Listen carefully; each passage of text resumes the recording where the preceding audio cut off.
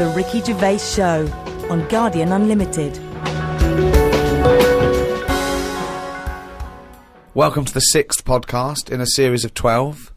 The Ricky Gervais Show, available online with me, Ricky Gervais, Steve Merchant. Hello. And Karl Pilkington. Alright. Halfway through after this then, Karl? Yeah. You enjoying it? It's alright, isn't it? It's had a great response. We're the #1 podcast in the world. We've had thousands of emails and messages, and it's just great to know that people all around the world are listening, don't you think? Yeah. It's great, isn't it? I should just point out, Rick, that we've had a few emails, including one from Mark Pavlidis, that says that some of the people listening on the enhanced podcast, so, you know, these fancy people, super rich people who can afford that one, apparently sometimes if they try to pause the show halfway through, it sort of freezes, and they've got a problem restarting it. And he's saying that apparently you should just hold down menu and select, and that'll reboot it. So I don't know if you have had that problem. Hold on. Who's pausing this show halfway through? I don't understand it. I can't believe it. This is like a book that you can't put down. What have they got that is better to do with their time? What can be better than listening to Karl's drivel and his stupid theories? Unbelievable. We've got a little email straight away, Karl, from Nikki in Beverly Hills, California. She says, "Karl, you rock. I hate it when Ricky and Steve ridicule you. I checked out your picture on rickygervais.com. Although your head is not normal, that's no reason to ridicule you. You look gimp, but I never judge a book by the cover." Cheers. That's all you've got to say? Well, it's only because I've got no hair, though, isn't it? That's why it gives that effect. No, it's perfectly round your head. It's perfectly spherical head. Your face is slightly too big for it. It almost goes over the sides. Perfectly round head. Pug little nose. Funny gimp eyes with no expression. Hangdog look. Like a little mouth, like a little lamprey, not formed, not human formed. The way your expression is like you've had a lobotomy.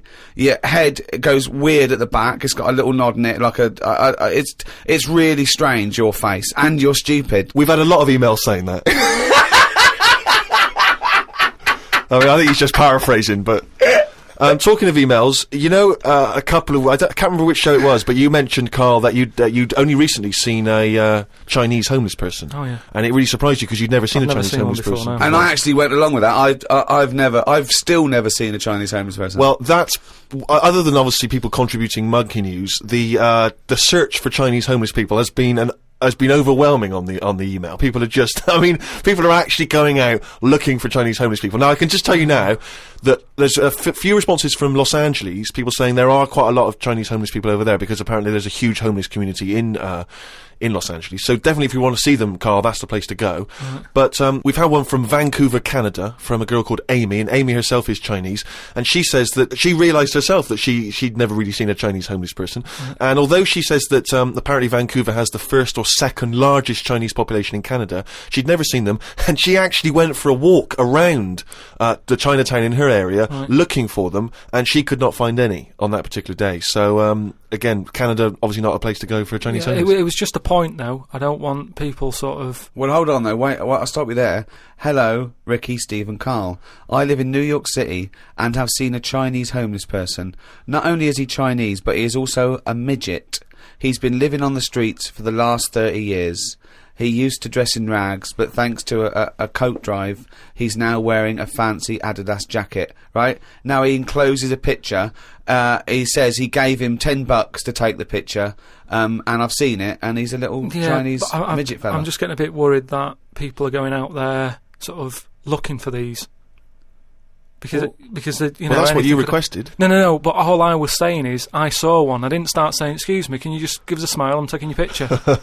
Do you know we've had loads of pictures of people. I know, and it worries me a little bit. And I mean, it's not too bad about the one who took one of a little midget one, because, if he kicked off, it'd be quite easy to sort of hold him back.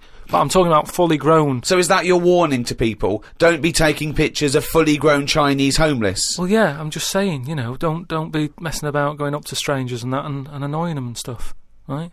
Maybe. Well, I think that's a good rule of thumb. Don't annoy them. But I mean, but that is a hell of a sighting, isn't it? We asked for a Chinese homeless, and they gave us a Chinese midget homeless. Many of the listeners are aware, Karl, that you're sort of fascinated by smaller people.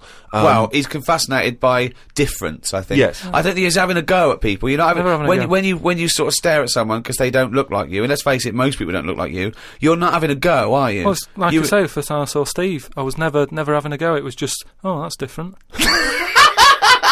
But you know, like you know, Steve, I was never having a go. It's just that thing of, oh, right, interesting. What do you mean?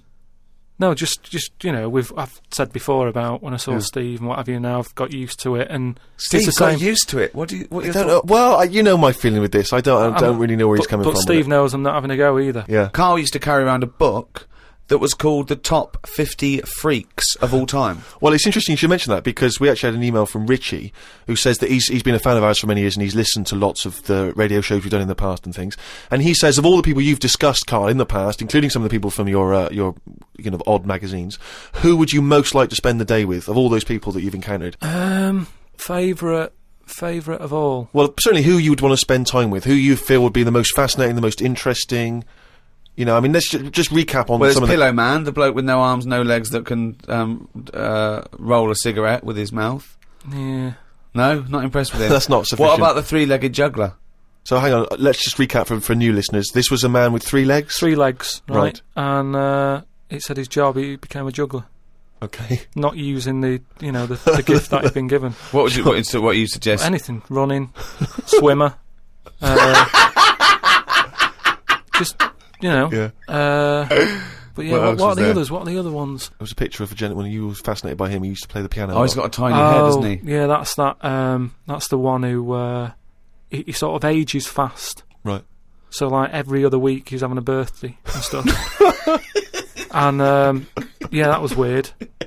He's not having a birthday every other week. His body's just aged, so it has the appearance. His biology is sort of like he's 70, but he's only like 15. They don't have a birthday every week. You idiot. But yeah, I don't know about knocking about with one a long time though. That's Only for a day? Yeah. Suppose it depends what I'm up to. Because if we're going out and about, the Pillow Man would just be a bit of a drag. Whereas if you're going for a walk across, the 3-legged guy, ideal. Yeah. So yeah. The Ricky Gervais Show on Guardian Unlimited. Lots and lots of people emailing just with questions for Karl. People just want to get his opinion on stuff. So if you have questions for Karl, keep them coming in. podcast@rickygervais.com. We can't really reply to your emails, but we do read them, so we really appreciate them coming in. Just a couple of quick ones for you, Karl. Wendy says, if Karl had to eat the same dinner every day for the rest of his life, what would he eat? She mentioned this because she was having Christmas dinner and it was a big, she loves Christmas dinner. It's the trouble with Christmas dinner. I mean, the roast dinner is the king of dinners and the Christmas dinner is the king of roast dinners. Yes. But you can't have one every day. No, it's absurd. But it's brilliant. We have 3 meats in our house. It's unbelievable. The amount of meats is just amazing.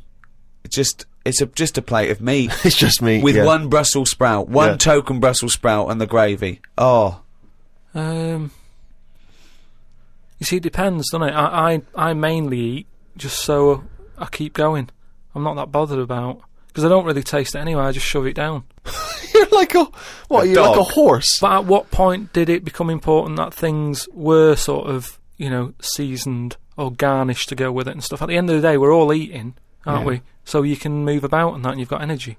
Well, we need to know what we're tasting, don't we? Because we need to have certain things. We need sugar, we need salt. So we need to know what they taste like to know we're getting them. No, but your body now we've craves got them. chefs, so leave that up to them to make sure we're getting I thought enough you were salt. talking about an evolutionary standpoint and how it evolved. Not there was a little Do you chef. think that's likely? No, but leave it for them to make sure we're getting safe food. I mean, to be honest, it annoys me the way people worry about food now and how there's so much to choose from. I think it's got out of hand.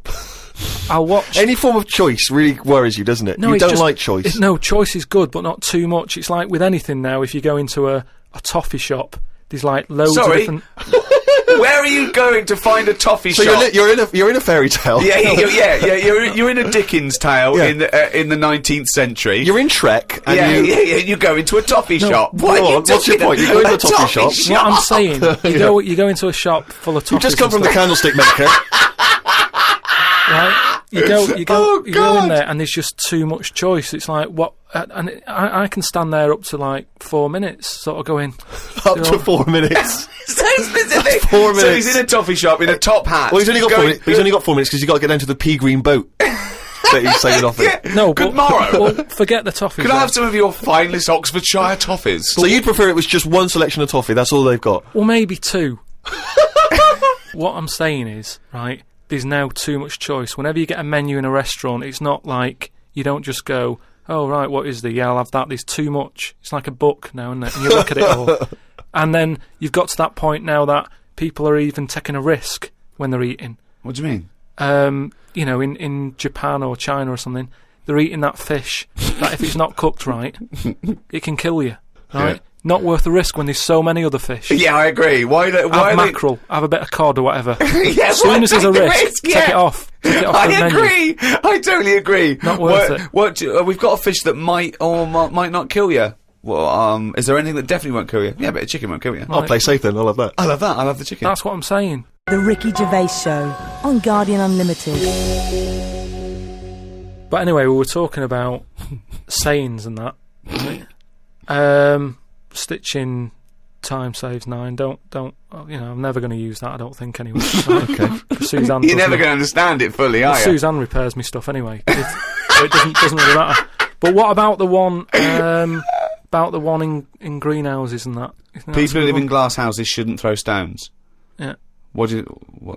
Does that confuse you? You've never understood that one? No, that's a lot clearer, isn't it? It's sort of saying, don't be chucking stuff about if you're surrounded by glass and what have you.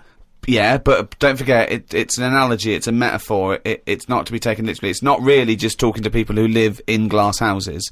It's saying... Hang on, sorry, before you say that, Rick, I'm intrigued to know if he's fully got to grips with this. Just Okay. give us your explanation again of what you'd take that to mean. Well, just don't be chucking stuff about. Really? So, well, if that was it, they just say that. No, but that saying's been around a lot longer than we think. That's when people probably did live in basic glass houses and stuff. No, whoa, What they mean now- Who has ever lived in a glass house? So cavemen went from rock to a nice crystal structure, did they? What are you talking about? When did people live in glass Well, no, houses? what they mean now, when that saying's used now, they mean sort of, plasma tellies, ornaments. No, they don't. They're saying don't chuck stuff about because No, you'll they break don't. it. No, it's not about damaging your own property. They don't mean you're inside the glass house throwing rocks inside your own glass It's house. a metaphor. It means don't be having a go at people if you yourself have got more to lose.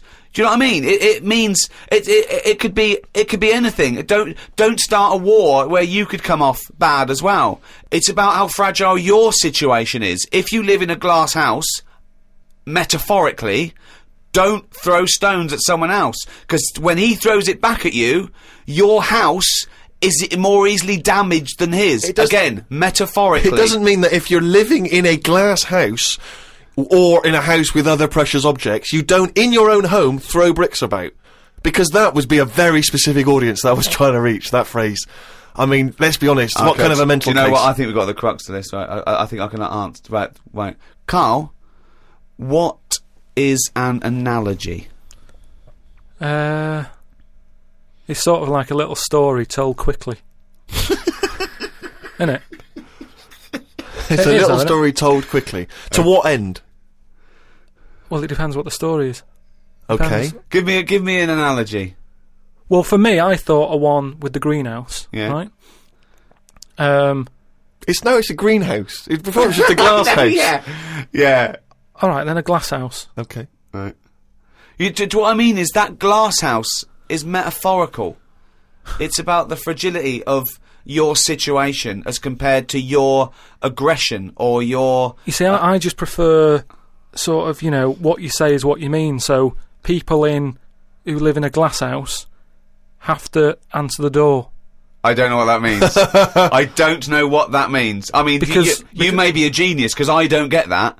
People who live in glass houses have to answer the door. Okay, let's hear his explanation. Because the people knocking at the door will be able to see you because it's a glass house. But what? Eh? But you literally mean it, don't you? There's no analogy there or metaphor for you. You literally mean if you live in a glass house and go someone onto the knocks the door. So there's no hidden meaning there, is there? Well, normally... Couldn't that also, but you have to add a number of other things, other caveats. Surely, if you live in a glass house, don't walk around naked. Yeah. If you live in a... But these are literal. See, if you could actually make that into quite a nice saying there, because if that meant, if someone said that to me and they weren't a shaved chimp, right? If they said people who live in glass houses have to answer the door, I think that means, oh yeah, it means that there are no secrets. You can't hide behind anything. If you're very open, if you've chosen to be totally open all the time, you can't go back on it. So people, if you wear everything on your sleeve, if you shout around and you tell the truth, and you can't go back on it. They can see through you. It can mean that as well, yeah. Oh, okay. Oh, that's handy. But just the idea that in your head there should be sayings for people who live in glass houses.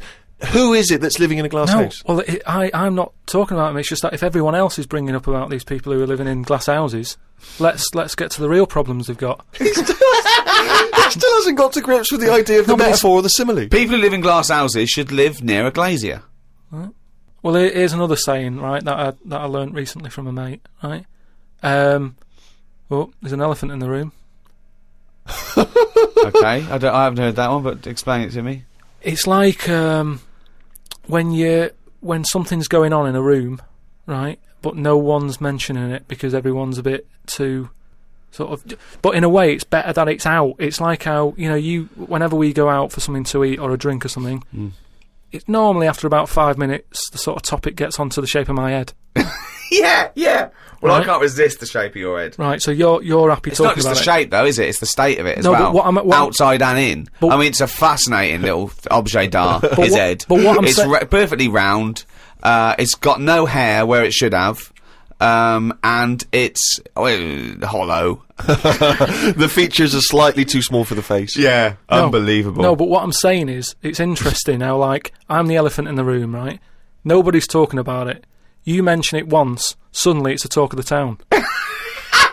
It's what I mean. Everybody starts joining in, going, well, yeah, it is round, but it does suit you. And these are people who I don't even know sometimes, and they're all dipping in. And that is an elephant in the room. So you don't want people to discuss the shape of your head or the lack of hair. You would feel better. You would feel happier that they didn't mention that. Sometimes I think it's better that it's out there. It's made me a stronger person, though. It's the same way, we were talking about religion and that. Samson Delilah, Yeah. he got weaker without hair. Whereas with me, I think it's made me stronger. Because, it's almost like it's treated like a disability. Everybody's sort of mentioning it and talking about it. What's it like having a bald head? And, you know what I mean? So it's made me stronger. But would you ever wear a wig? Not really. What was a long wig like Samson?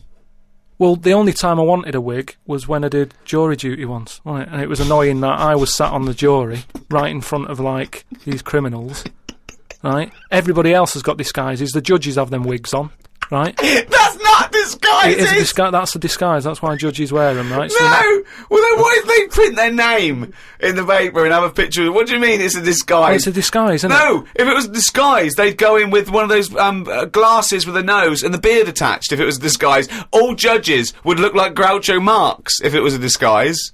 Well, I'm just saying that's what annoyed me when I was sat there on the front row, right? I couldn't have been any closer to the criminals, right? I was sat there and I thought, why didn't I just pop a little wig on or a pair of glasses? I would have loved to have seen you in the front row at Crown Court. No, I'd because love to see it because in this country you're not allowed to show pictures of jurors. You can't take photos in a courtroom, so there's always these sketch artists that draw drawings, and it's on the news. The idea that we'd have seen 11 people and a sort of Krusty the Clown figure would have been amazing. Yeah, I would love to see the artist do an interview, because it would be like complicated people. Oh, hey, he looks characterful, and then just a little round head. Charlie Brown. Yeah, Charlie Brown sitting on the end.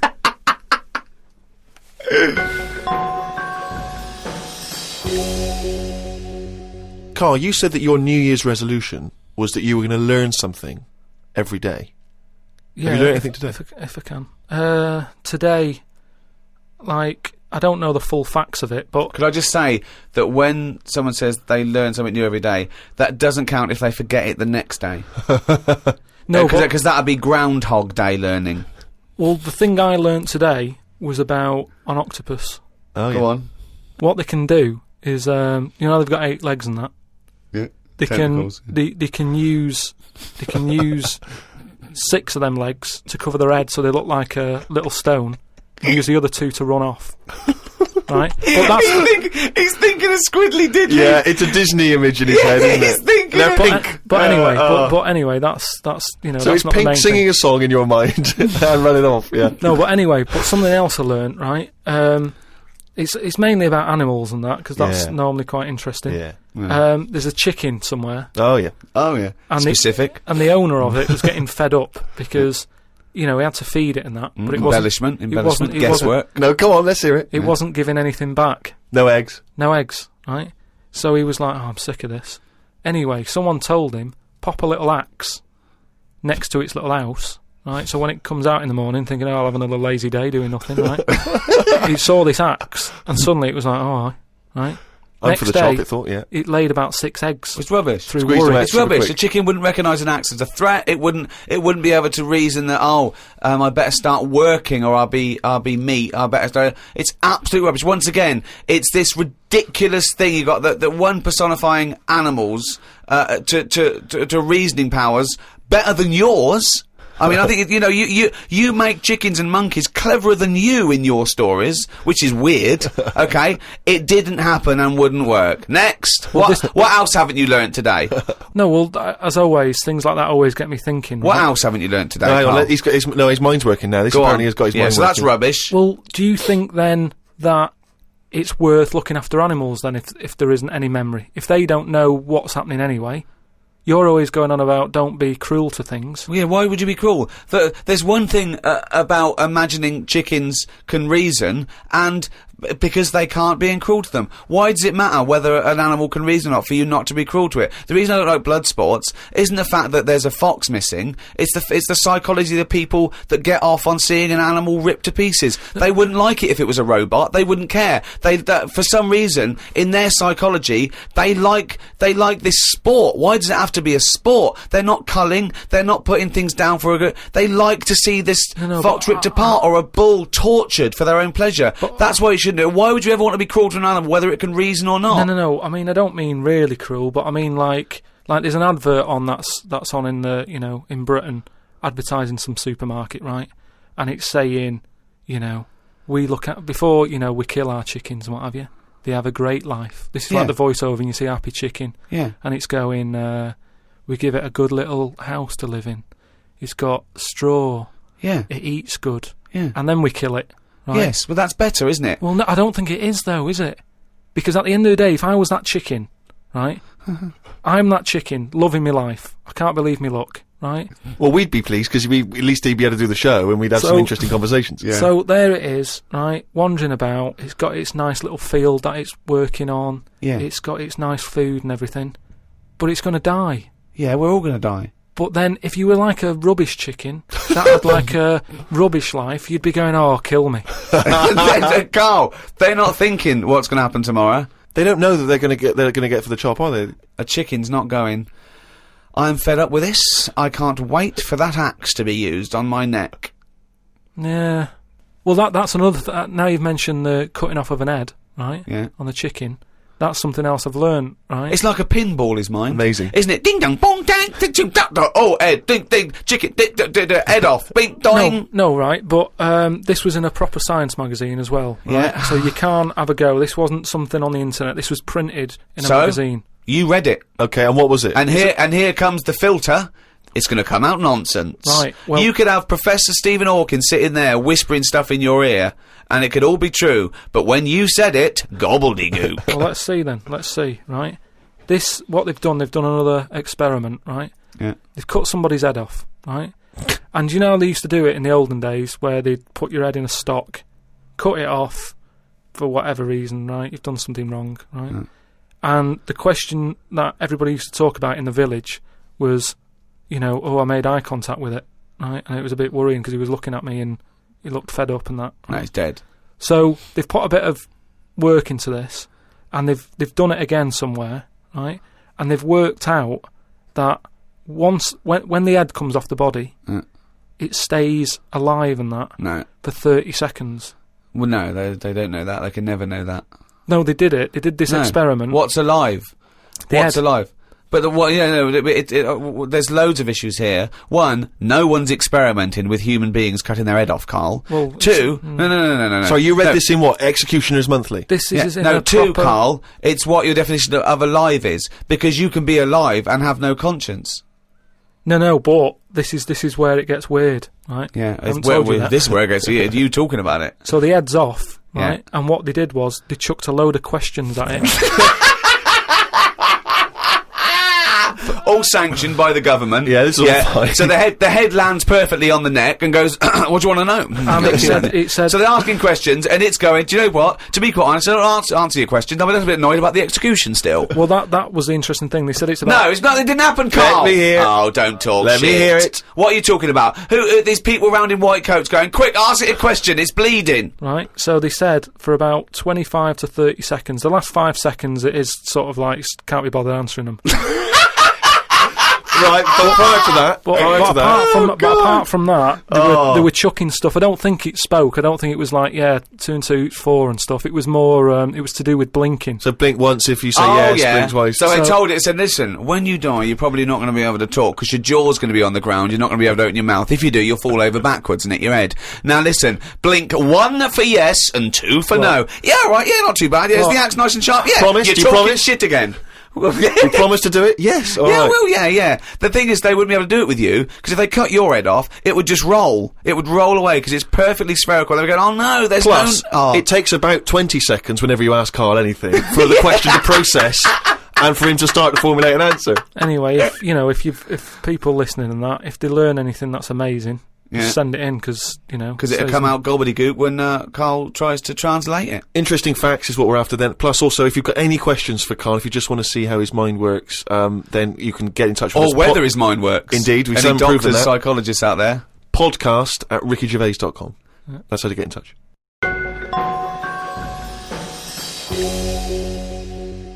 Carl, it's what we've all been waiting for. Oh, chimpanzee that monkey news. Right, well, this one sent in from Sam in New York, right? And it's about a fire that happened, right? In a really, do you know, like in New York, they have loads of big buildings, don't they? Yeah. Mm-hmm. Right, really, really tall ones and stuff. Skyscrapers. Yeah. And there was a fire in one of them, right? So they did as expected. They called up, fire brigade and that. They turned up, right? Fire engine parked up. It's like, right, where's the fire? And they said, oh, it's on like floor 100 or whatever. And they said, oh no, we've brought the fire engine with the short ladders. Stupid mistake, but go on. Right. So anyway, so the fire's going and that, and they're saying, is there anyone in there? They go, I don't know, there might be someone up there, but the telecom's not working and stuff. Who do you think might be up there, Rick? I don't know. But just a woman, I imagine. Just a woman or a child. Is there a fireman that could climb up a building at all without a ladder? That seems unlikely, but go on. Go on. So anyway, so they said, well, how are we going to get up there? Yeah. We can't. But they've only brought the short ladders. No, we can't. Let's go home. Yeah. Okay, that was monkey news. So they said, well, there's a lot of like grippage. Because they made up words. The firemen, the NYPD firemen. There's a lot of grippage on the side of the building and stuff. So anyway, they said, why don't we just go and get a monkey, right?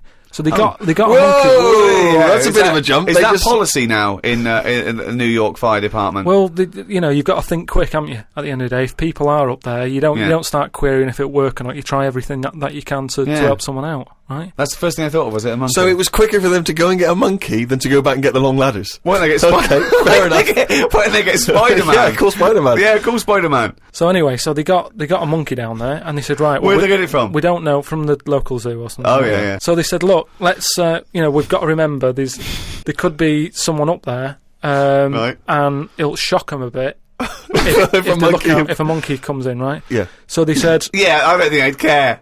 If their building's on fire, they're not going to go, oh, it's weird, there's a monkey at the window. They'd be screaming, save me! Oh, there's a monkey. So where are you from then? So they said, right, we'll just get it a little small uniform and that, the smallest you've got. But whoa, hold on though. Actually, where are you going to get that? I'm going back to the station. We'll get the long ladders while you're there. No time. No time. No, I bought the small uniform. I just didn't bring the long ladders. You're an idiot. So anyway, it goes up there. It's got all the kit on and what. It's got its little ardat on and all that. It grabs. There was like a little person up there. Manages to grab that. Not give it a midget. little. Who was up there then? It was just Someone that was just the right size for a monkey to be able to rescue, which is handy. Because if it had been anyone else, like a larger person or a family, we'd all been screwed. No, I don't know about the size of it, but it's just the story saying how like it was quite a big monkey, and that it was good at breaking down doors. Oh yeah. It was good at climbing into small spaces and stuff like that. Anyway, But it it's big enough to carry a fully grown man, but small enough to climb through a cat flap. Yeah, Sure. So Which is handy. So anyway, it managed to Could get have the boots on as well. It got the person and everything, and now it says it's sort of it's on call if they ever need it again. So. Sure, and if they ever get anywhere again and they've forgotten the long ladders, but there's plenty of grippage, they just call for Coco. So that's this week's monkey news. Bollocks. The Ricky Gervais Show on Guardian Unlimited. Well, I hope you enjoyed our podcast there. Another half hour of absolute drivel. I've been Ricky Gervais. With me, Steve Merchant. See you next time. And Karl Pilkington. Uh-huh. And we'd all like to thank those brilliant guys at Positive Internet for hosting this podcast brilliantly. Positive Internet hosting the world's #1 podcast. Here's DJ Reach Around. It is hard eating a knob. So what are you saying? You could... I'm saying like I could eat a knob at night. I could eat a knob at night. I could eat a knob at night. I could eat a knob at night. I could eat a knob at night. I could eat a knob at night. I could eat a knob at night. I could eat a knob at night. I could eat a knob at night. I could eat a knob at night. I could eat a knob at night. I could eat a knob at night. I could eat a knob at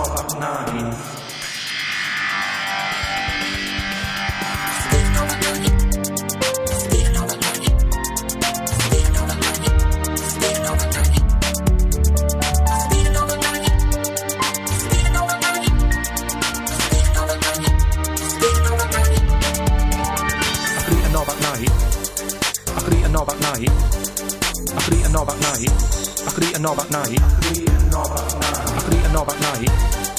I could eat a knob at night. I could eat a knob at night. I could eat a knob at night. I could eat a knob at night. I could eat a knob on the stick. I could eat a knob at night. I could eat a knob at night. I could eat a knob at night. I could eat a knob at night. I could eat a knob at night. I could eat a knob at night. I could eat a knob at night. I could eat a knob at night. I could eat a knob at night. I could eat a knob on the stick. I could eat a knob at night. I could eat a knob at night. I could eat a knob at night. I could eat a knob at night. I could eat a knob at night. I could eat a knob at night. I could eat a knob at night. I could eat a knob on the stick. I could eat a knob at night. I could eat a knob at night. I could eat a knob at night. It is hard eating a knob.